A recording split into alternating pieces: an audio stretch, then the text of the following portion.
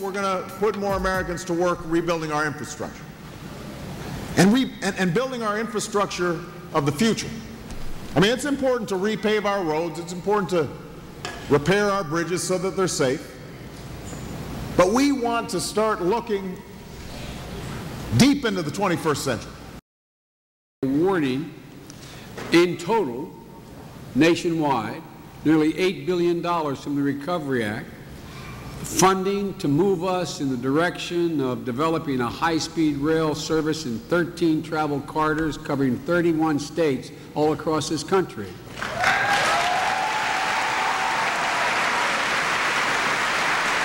Ladies and gentlemen, these investments have several goals. First, to improve existing rail lines to make train service faster and more reliable. Two, to pull cars off the road, reducing congestion, cutting pollution, and increasing productivity. And three, to begin to develop new corridors for high-speed trains that will go from 169 to 230 miles an hour.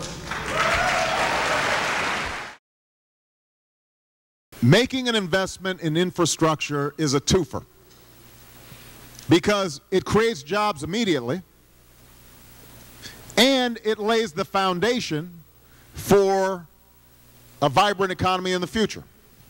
So it's one of our best investments.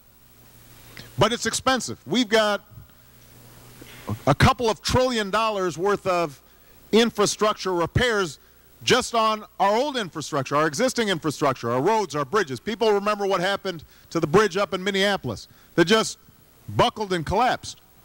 Well, unfortunately, we've got a lot of aging infrastructure. Some of it's not as visible as bridges. Some of it's water systems, pipes underground that essentially were built back in the 1930s.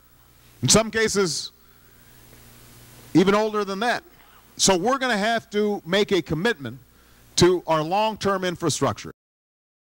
Right now, a lot of decisions are made about projects based on who's got the most powerful congressman or senator. And what we're hoping to do is at least some of the decision-making based a little bit more on what are the engineering plans that determine this is the best project to go forward.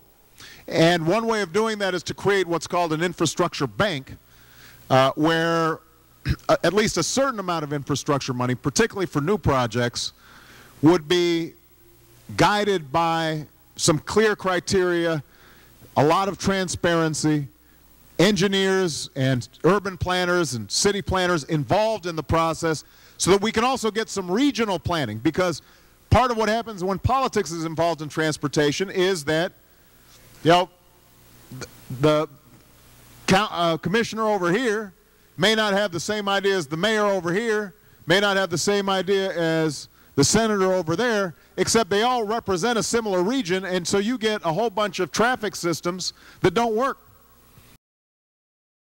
If we're going to do big things on energy or healthcare or infrastructure, then we're going to have some differences. We've got to work them through.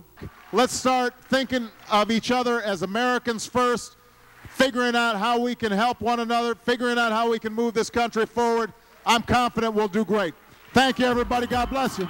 Thank you.